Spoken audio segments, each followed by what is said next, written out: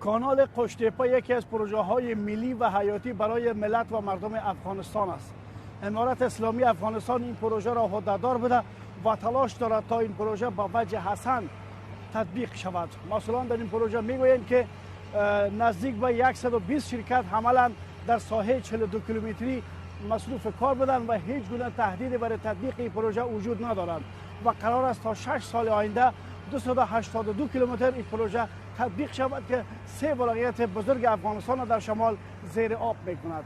مسئول ولایتی پروژه ملی قشتیپه گفت آنان با قوت بلند مالی این پروژه را بدون هیچ گونه تهدید به پیش میبرد که عملاً کار در ساحه 43 کیلومتری از نقطه صفری جریان دارد و در سال روان آنان 8 میلیارد افغانی بودجه دارند.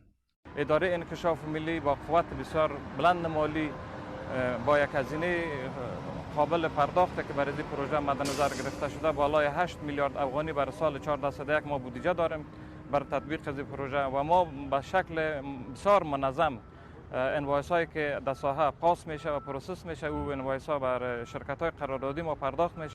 و افزود در این پروژه 1600 ماشینری عملا مصروف کار بوده که با اکمال این پروژه انقلاب اقتصادی در بخش زراعت در شمال افغانستان به وجود می آید.